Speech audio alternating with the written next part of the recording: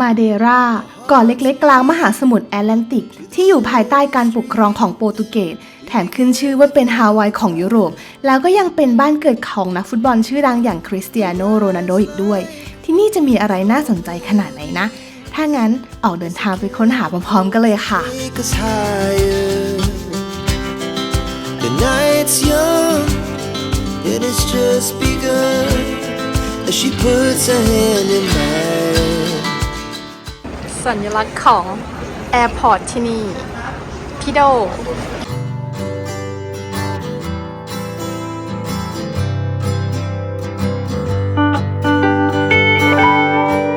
นี่เราจะมาขึ้นเคเบิลคาร์กันนะคะไปชมอีกส่วนหนึ่งของเมืองฟุนชานซึ่งเรียกว่ามงเต้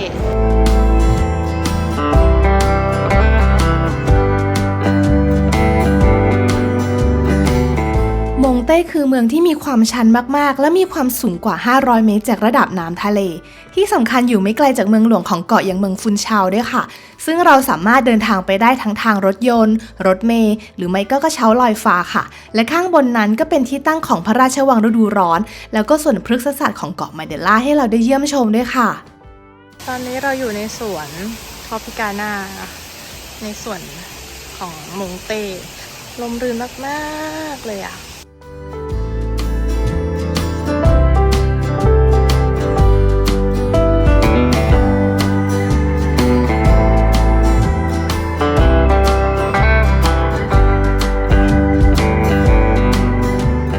รถลากนะคะเป็นแบบ traditional vehicle basket car ใช้คนลากเดี๋ยวเราจะมาขึ้นซื้อตั๋วค่ะโลคาเพย์นั้นด้วยโอเค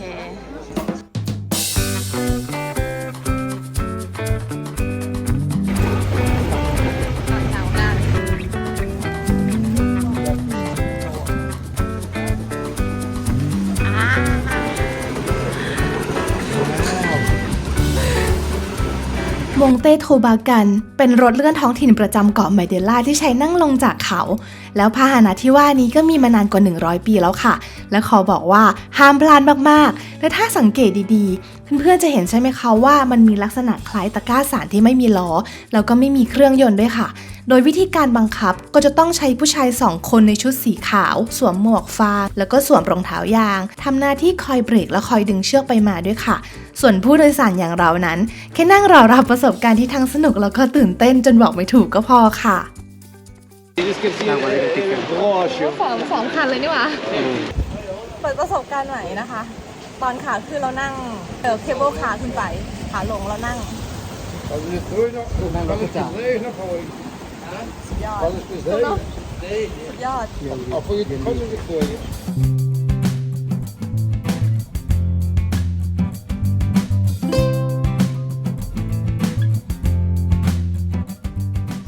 หลังจากนั่ง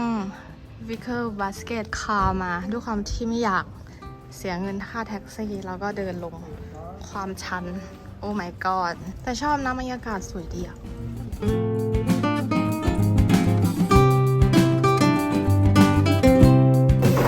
อันนี้เป็นหนึ่งในสิ่งที่ต้องกินนะคะคือกาลิกเบรดเป็นกาลิกจริงๆตอนนี้ที่นี่เขาไม่ได้กินกับข้าวนะเป็นออเดิร์ฟโอ้โหอาหารมื้อแรกบนเกาะมาเดล่าเป็นแบบปลาย่างรวมนะคะราคาไม่แพงเลยสำหรับ2 คนแล้วก็มีเครื่องเคียงมีข้าวมีมันฝรั่งตรงโต๊ะกับค่ะโอ้มาคือมาขอเทียบขนาดมือที่ใหญ่มากปลาตัวนี่มีปลาหมึกด้วยยอด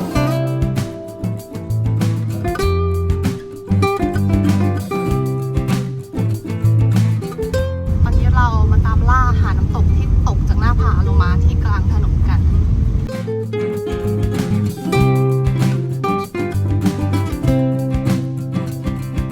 กาสกาตาโดซันโจสเป็นน้ำตกที่ซ่อนตัวบนทางหลวงหมายเลข101ของเกาะมาเดล่าแล้วก็เป็นน้ำตกที่โด่งดังมากๆในโลกโซเชียลค่ะเพราะจุดเด่นของมันคือเป็นน้ำตกที่ตกจากหน้าผาลงมาที่กลางถนนค่ะจึงทำให้นักท่องเที่ยวมักจะมาโพสท่าถ่ายรูปเก๋ๆอยู่ข้างล่างน้ำตกเต็มไปหมดเลยค่ะ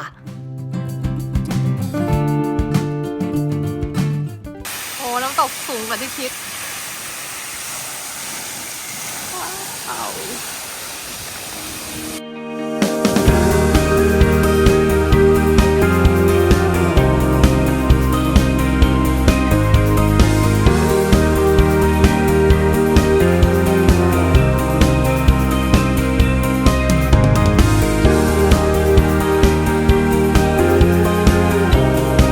Good morning from Madeira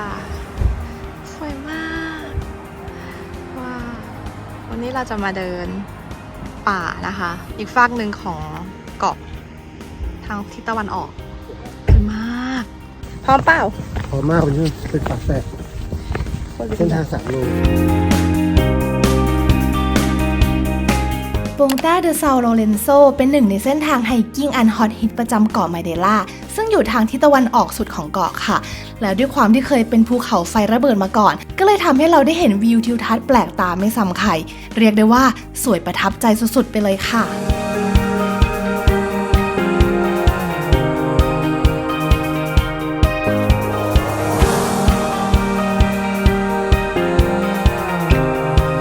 ถึงจุดเช็คอินจุดแรกเป็นจุดวิวพอยต์จุดแรกก็คือว้าว สุดยอดสวยมาก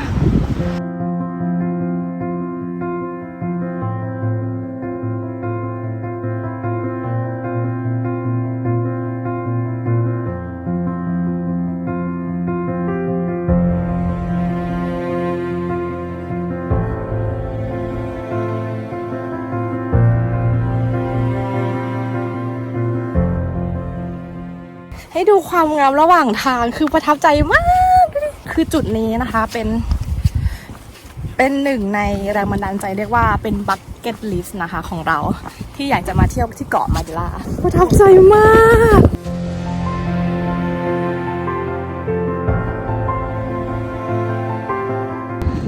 เดี๋ยวให้ทุกคนดูนี่ไง มาแล้วถึงแล้วจุดบัคเก็ตลิสต์มุมนี้เลยไปมากสวยมากประทับใจมากเลยค่ะที่นี่ได้มาเห็นแล้วสุดยอด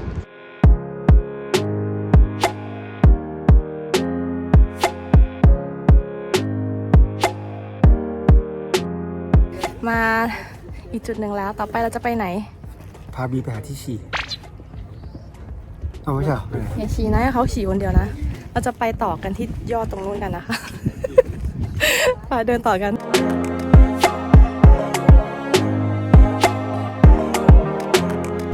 จุดพัก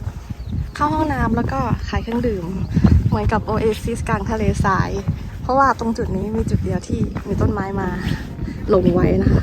ให้ดูบรรยากาศที่อื่นไม่มีต้นไม้สักต้นเลยเห็นปะ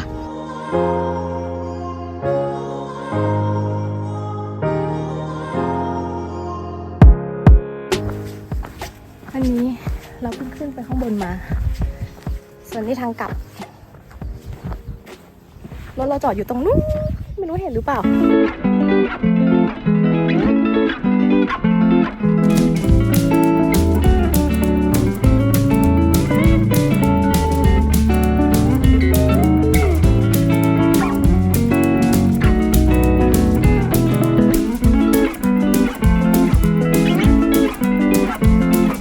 นี่คือหอยลาบาสคือเป็นหอยที่อยู่ตรงเนี้ยในเกาะเนี้ยที่ต้องกินเป็นไงคาวปะ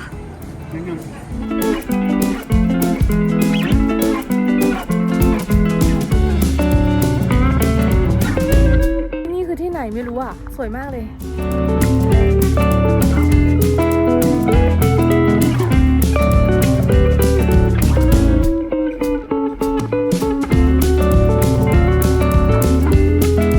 มาถึงแล้วจ้ะที่ฟานันฟอเรสต์ฟานันฟอเรสต์อยู่ทางตอนเหนือของเกาะมาเดราค่ะเป็นหนึ่งในเรนฟอเรสต์ที่หลงเหลืออยู่เพียงไม่กี่แห่งในยุโรปซึ่งมีอายุมานานกว่า 1,000 ปีแถมที่นี่ก็ยังได้ขึ้นทะเบียนเป็นมรดกโลกของยูเนสโกด้วยค่ะแล้วที่สำคัญยังเป็นจุดหมายปลายทางยอดนิยมสำหรับคนรักธรรมชาติแล้วก็นักเดินป่าด้วยเพราะด้วยความที่มีพื้นที่กว่า800ตารางกิโลเมตรจึงทำให้มีเส้นทางเดินป่าเกิดขึ้นเยอะมากๆแถมตอนเช้าก็มักจะมีหมอกขาวๆโรยตัวปกคลุมไปทั่วทั้งป่าจนถูกเรียกว่าเป็นป่าในเทพนิยายด้วยค่ะมุมนี้ฟ้าใสดีอ่ะเขาต้องการอะไรจากสังคมคะคนนี้ เพื่อนๆเห็นด้วยไหมคะว่าเสน่ห์ของการโรดทริปแบบนี้ก็คือการที่เรามักไปพบเจอสถานที่บางอย่างโดยไม่คาดฝันแล้วก็ทำให้เราตกหลุมรักเข้าเต็มเป่าโดยไม่รู้ตัว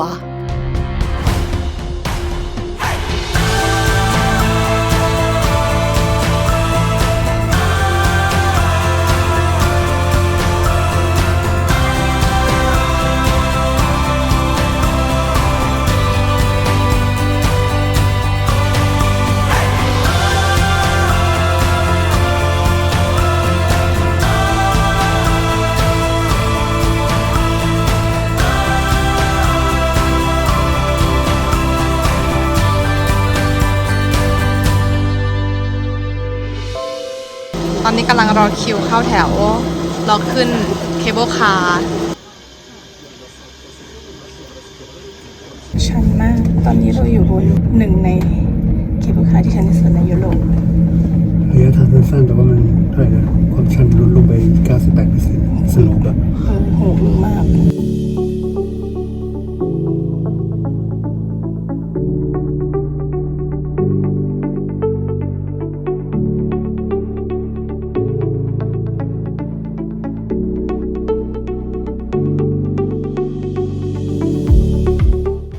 แล้วก็มาอยู่อีกที่หนึ่งที่เราอยากจะมา นั่นคือเทเลเฟริโกอาชาดาสดาครูซสวยมากอ่ะ ดูดิบรรยากาศ น้ำสีมรกตเลย ดูไปด้านหลัง ต้นกำเนิดของเคเบิลคาร์ที่อยู่ติดกับชายฝั่งทางตอนเหนือของเกาะมาเดราแห่งนี้จริงๆแล้วเป็นการเชื่อมการเดินทางให้กับชาวสวนที่อาศัยอยู่ด้านล่างไปยังสถานีอาชาดัสดาครูซที่อยู่ข้างบนค่ะซึ่งการมาเยือนที่นี่นอกจากจะได้นั่งเคเบิลคาร์ที่มีความชันเป็นอันดับต้นๆของยุโรปแล้วเรายังได้ชมวิวสวยๆแบบที่หาจากที่ไหนไม่ได้อีกแล้วด้วย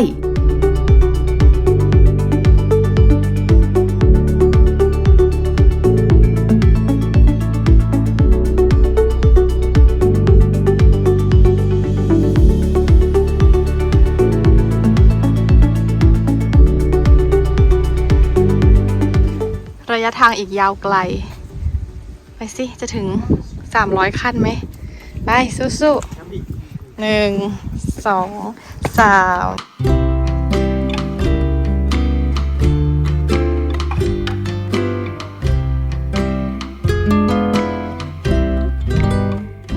โบสถ์พระแม่ฟาติมาตั้งอยู่บนยอดเขาเล็กๆที่ล้อมรอบด้วยธรรมชาติเขียวขจีของเมืองซาววินเชนเซ่ค่ะซึ่งโบสถ์แห่งนี้ถูกสร้างเมื่อปี 1948 เพื่อเฉลิมฉลองการสิ้นสุดสงครามโลกครั้งที่ 2 แล้วก็เป็นหอนาฬิกาให้ผู้คนได้ใช้งานด้วยค่ะแล้วขอบอกว่ามันเป็นจุดชมวิวอีกหนึ่งจุดที่ห้ามพลาดบนเกาะมาเดล่าด้วยค่ะ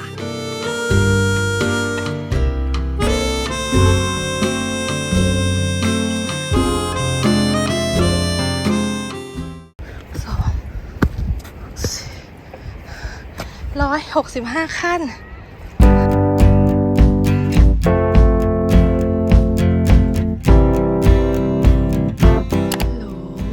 เห็นอะไรไหมคะได้ยินแต่เสียงเนอะได้ไงพระจันทร์เราตื่นเช้านะคะตั้งแต่ตี 5เพื่อมาดูพระอาทิตย์ขึ้นกันที่ Pico de Arievo แต่ว่าเราต้องมาถึงที่นี่1 ชั่วโมงล่วงหน้าไม่งั้นที่จอดรถจะเต็มโชคดีเราได้ที่จอดรถกำลังเตรียมตัวไปตอนนี้เวลาตี 5:40 เฮ้ย 6:40 ป่ะ เห็นดาวเต็มฟ้าเลย ว้าว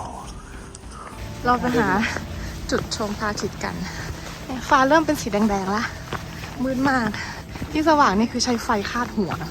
มีไฟบนตึกนี้นิดนึงเราจะตัดสินใจเดินระหว่างรอพระอาทิตย์ขึ้นเลยนี่คือเส้นทางโอเคนี่คือเส้นทางโอเคปะเริ่ม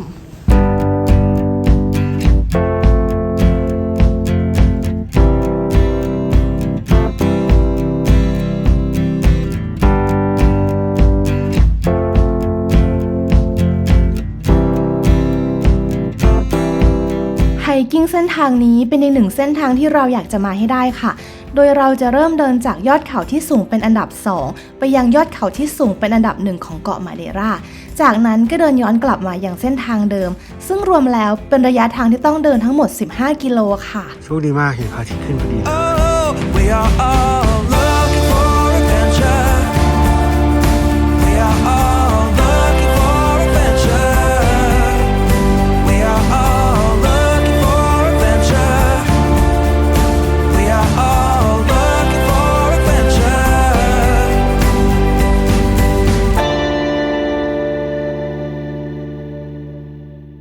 ไปแล้วจะเข้าตูนันแล้วครับ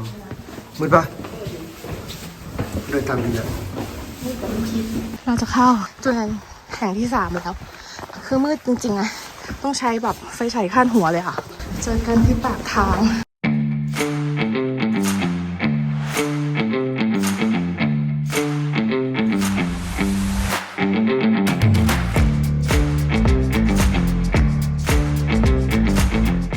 ชันสุดๆอะ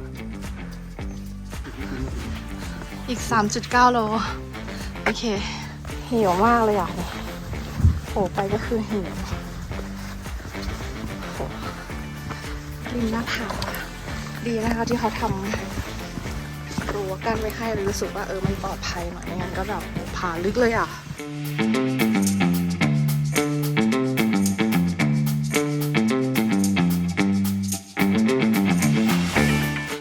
เส้นทางอันโหดร้าย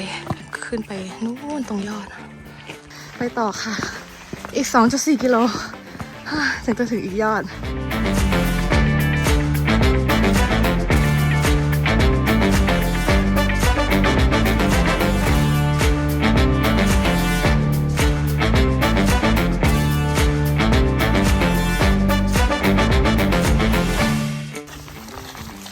ถามว่าคุณพาขึ้นมาถึงบนเนี้ยมาดูอะไรคะ ดูหมอก เราบอกพามาดูวิวดิยังไม่เห็นอะไรเลยจ้าเมฆบังเกือบ3 ชั่วโมง 2 ชั่วโมง 49 มาจะเป็น3 ชั่วโมงที่โคตรยากลำบากแขกที่ไม่ได้รับเชิญ พักก็แล้วอะไรก็แล้ว วิวที่เห็นก็ยังเป็นเช่นนี้อยู่ ก็เลยเดินกลับแล้วกัน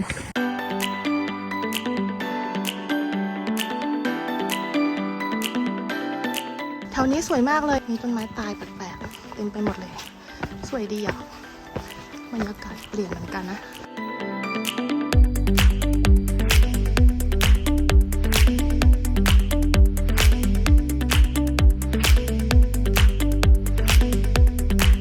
ฉันต้องรอด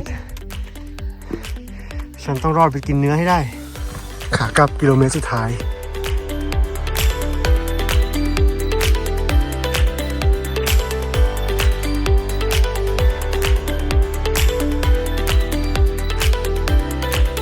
เดินกลับมาถึงจุดเริ่มต้นได้ไม่ได้นั่งแท็กซี่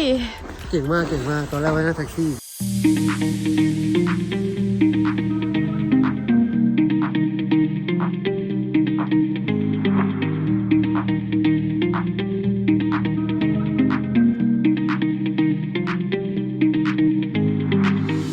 หมูเนื้อยาวมากแขวนอยู่ข้างบน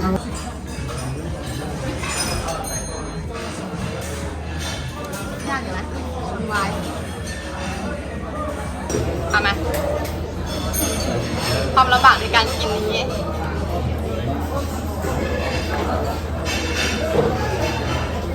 ทำอะไร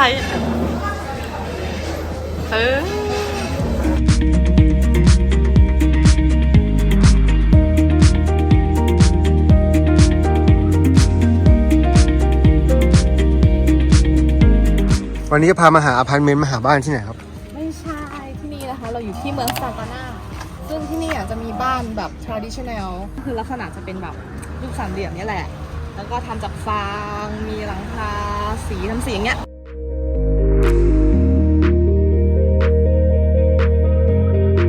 เรือรูรี่ดีออกจากท่าแล้วจ้ะใช่ ดีจะลงเรือ ตามล่าหาน้องหญิงหญิง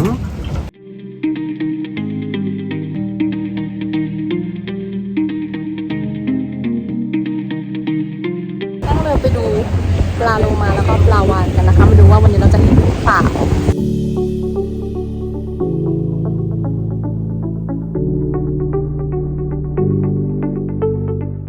โอ้โหสปีดจริงๆรู้สึกเป็นไงบ้างคะ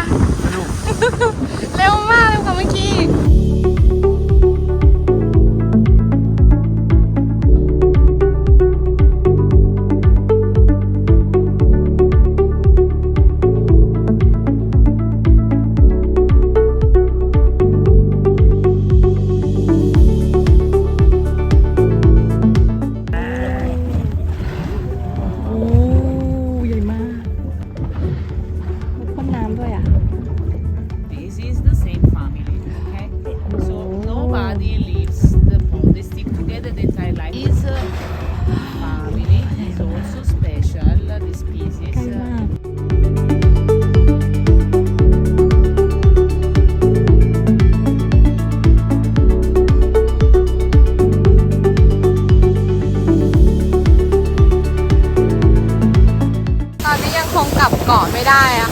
ราะว่าเราฝนตกหนักมากที่เกาะอยู่ว่าเรานั่งเรือออกมาไกลแค่ไหนจากตัวเกาะนะคะกลางทะเลเลยอ่ะ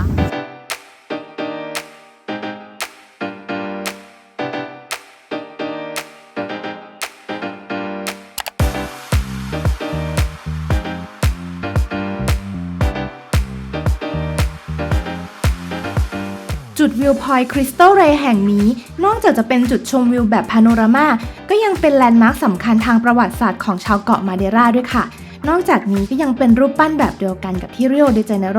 แล้วก็เมืองลิสบอนด้วยค่ะ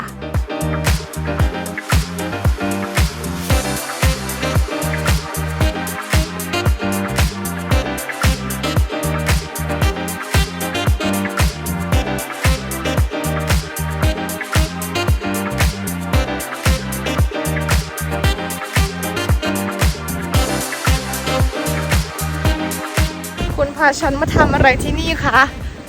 เธอพาตัวถึงไหน เราจะมาตามล่าหาน้ำตกกันนะคะ เป็นการเดินป่าครั้งที่3ของทริปแล้ว ว่าจะไม่เดินสุดท้าย เดินป่า ก็มาจนได้ไปสู้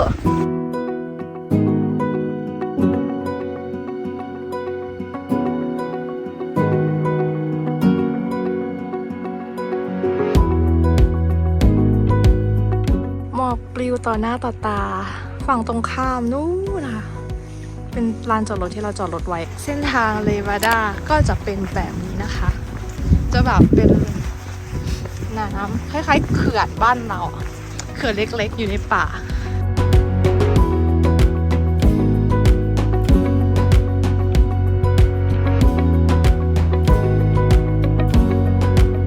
มันคือตัวอะไรจ๊ะเฮ้ยหนูจริงๆด้วยมันกำลังกินผลไม้อยู่นี่ไงมันกินไอ้ลูกดำ น่ารักจุงเลย ๆให้ดูความสูงนะจ๊ะมันปีนต้นไม้ขึ้นไปเนี่ยสูงมาก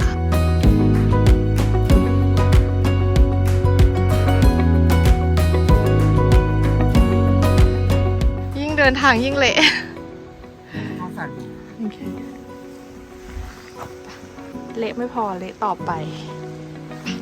ต่อกัน ตอนนี้เริ่มได้ยินเสียงน้ำตกใกล้เข้ามาเรื่อยๆแล้ว เส้นทางก็ยังคงเละแต่ก็ไม่ได้เดินยากเลยนะถ้าใส่รองเท้าเดินปากมาอยู่ดี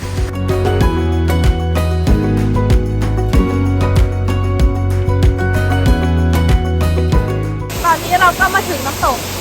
นี่แล้วนะคะใช้เวลาเดินทั้งหมด1 ชั่วโมงกว่า